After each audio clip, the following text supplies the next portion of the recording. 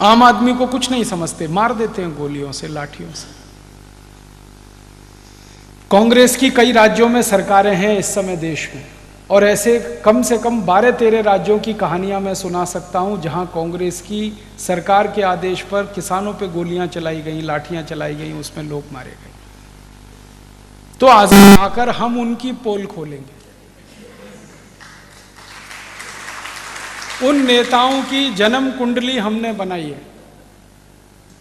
हाँ, और उसमें यह पता चल रहा है कि 20 साल पहले जिन नेताओं के पास टूटी साइकिल नहीं थी चढ़ने के लिए, आज उनके पास मुंबई से लेकर पुणे के बीच की हजारों हेक्टेयर जमीन कहां से आई है? हजारों हेक्टेयर जमीन कहां से आई है? वो बताएं इस देश को कि उनके बाप दादों ने क्या छोड़ा था, और उन्होंने देश की सत्ता में आने के बाद क्या इस देश में से लूटकर अपनी व्यवस्था बनाई। हमारे पास कुछ नेताओं की जन्म कुंडलियां हैं जो दादर रेलवे स्टेशन पर 20 साल पहले भाजी पाला बेचते थे। आज उनके पास 20,000 करोड़ की संपत्ति है। हमारे पास एक नेता की जन्म कुंडली है जो नासिक में सिनेमा का टिकट ब्लैक करता था 20 साल पहले, आज उसके पास 25,000 करोड़ की संपत्ति है। हमारे पास कुछ नेताओं की जन्म कुंडलियां हैं जो दूध बेचा करते थे 20 साल पहले अपनी जीविका चलाने के लिए, आज उनके पास 30,000 करोड़ 35,000 करोड़ की संपत्तियां हैं। कहाँ से आ गया ये सब?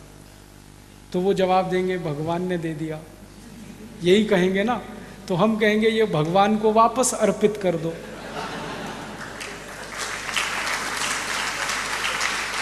भगवान ने दे दिया, भगवान को ही अर्पित कर दो, और फिर भगवान तय कर लेंगे कि इस धन का क्या करना है।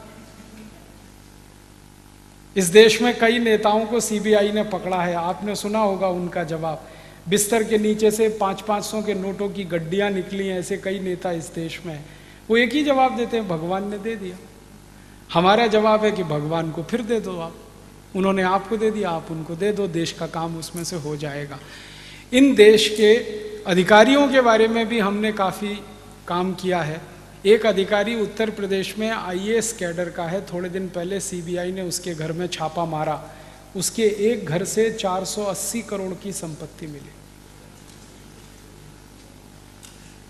उस अधिकारी का नाम है अखंड प्रताप सिंह, और वो उत्तर प्रदेश सरकार में चीफ सेक्रेटरी रहा। मैंने उसके 40 साल की नौकरी की पूरी तनख्वाह, पूरी पगार जोड़ी तो 84 लाख होनी चाहिए, उसकी 480 करोड़ की संपत्ति। और उस अधिकारी ने कहा ये तो उसका एक घर है, ऐसे उसके 9 घर और हैं अभी।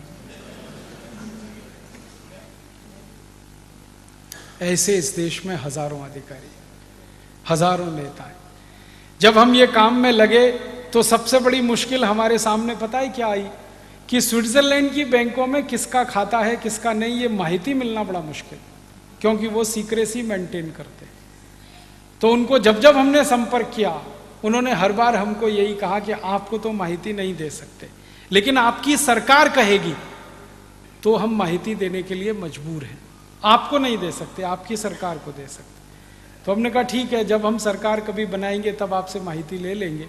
अभी फिर माहिती लेने के लिए दूसरा रास्ता हमने पकड़ा। वो दूसरा रास्ता ये था कि हमने स्विट्जरलैंड की एम्बेसी को पत्र भेजा और ये कहा कि आपके देश में कितने भारतवासी हर साल आते हैं, ये माहिती दे दीजिए।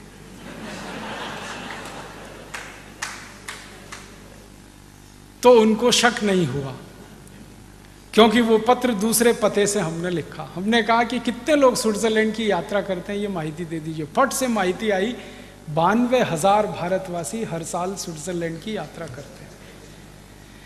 फिर हमने दूसरा पत्र भेजा कि हमको अब दूसरी माहिती ये दे दीजिए कि इसमें से कितने भारतवासी हैं जो हर महीने आते हैं आपके। हर महीने में 1 बार आते हैं, 2 बार आते हैं, 3 बार आते हैं, 4 बार आते हैं, वो कितने हैं? और साल में 1 बार आते हैं, वो कितने हैं?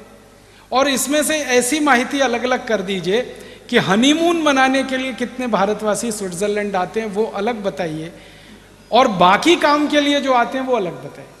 तो उनकी दूसरी भी माहिती आ गई। उन्होंने कहा हनीमून बनाने के लिए हर साल 12,000 भारतवासी आते और ये दोबारा नहीं आते, एक ही बार आते। ये दोबारा क्यों नहीं आते? तो उन्होंने कहा वो आप उनसे पूछो। तो कुछ हनीमून वालों को हमने पूछा आप दोबारा क्यों नहीं गए? तो उन्होंने कहा कुछ देखने लायक है ही नहीं उस देश में, उससे अच्छा तो अपना जम्मू कश्मीर है, उससे अच्छा उत्तराखंड है। एक ने तो मुझे बताया कि राजीव भाई क्या जाना उस देश में, 2 घंटे कार चलाओ तो देश खत्म हो जाता है, दूसरे देश में घुस जाते हैं, इतना छोटा सा देश है। फिर किसी ने कहा कि वो बर्फ देखने हम गए थे, उससे सुंदर बर्फ तो जम्मू कश्मीर में दिखती है। फिर एक ने मुझे कहा दूर के ढोल सुहावने होते हैं। तो जब तक हमने देखा नहीं था स्विट्जरलैंड तब तक लगता था बहुत सुंदर है, अब देख लिया तो लगता है बेकार है, क्या करना है। तो वो दोबारा नहीं जाते। लेकिन जो बार बार जाते हैं, हर बार जाते हैं, वो 80,000। इसका माने इन्हीं के खाते हैं स्विस बैंकों। उनमें से कई हफ्ते में एक बार जाते हैं, कुछ 15 दिन में जाते हैं, कुछ महीने में 2-3 बार जाते हैं, कुछ साल में 2-3 बार जाते हैं। इन 80,000 लोगों पे हमने कंसंट्रेट किया तो सबकी माहिती अब धीरे धीरे मिल रही है। इनमें से एक की माहिती मिली, पुणे में रहता है वो आदमी, उसका नाम है हसन अली।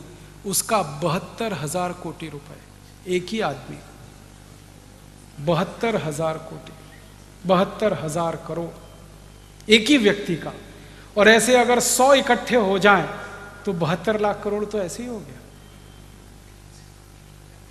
तो ये 80,000 जो खाते हैं स्विस बैंकों में, दूसरे बैंकों में, नेताओं के, अधिकारियों के, इनको राष्ट्रीय संपत्ति घोषित कराना है कानून बना के, और ये पैसा वापस लाना है। ये 110 लाख करोड़ रुपए वापस आएगा, ये हमारा संकल्प है। और इसको लाने के लिए संसद की मदद हम ले रहे हैं। संसद अगर नहीं करेगी तो हो सकता है एक दिन संसद में ये प्रस्ताव आए और सारे नेता, सारे पुढ़ारी एक स्वर से इसका विरोध करें और प्रस्ताव पास ना हो पाए। ये हमें मालूम है, अंदाजा है, ये हो सकता है। तो हमारा दूसरा संकल्प, और हमारा दूसरा संकल्प ये है कि अगर ये पुढ़ारियों ने होने नहीं दिया तो हम नई संसद बनाएंगे, नए पुढ़ारियों को चुनकर लेके जाएंगे पार्लियामेंट। और हमें भरोसा है कि सारे देश में से 545 ईमानदार लोग हमें मिलेंगे संसद में जाने के लिए, क्योंकि अभी भी इस देश में ईमानदारी समाप्त नहीं हुई है, वो जीवित है। ये ठीक है कि ईमानदारी दबी हुई है लेकिन समाप्त नहीं हुई। हो सकता है कि हम 545 को ढूंढने के लिए निकलें और हमको 5,000 मिल जाएं, 10,000 मिल जाएं, 15,000 मिल जाएं। तो हमारी तैयारी है कि ईमानदार लोगों को ढूंढ ढूंढ के संसद में भेजेंगे, विधानसभाओं में भेजेंगे, और लोगों को एक ही अपील करेंगे कि इनको इसलिए भेजना है कि 110 लाख करोड़ वापस लाना है, इनको इसलिए भेजना है कि अंग्रेजों की सरकार से लड़ाई लड़के 300 लाख करोड़ वापस लाना। तो लोग मदद करेंगे हमारी, और लोग उनको चुनकर भेजेंगे। नई संसद बनेगी, नई विधानसभाएं बनेगी, नई लीडरशिप आएगी और वो इस काम को करके जाएगी।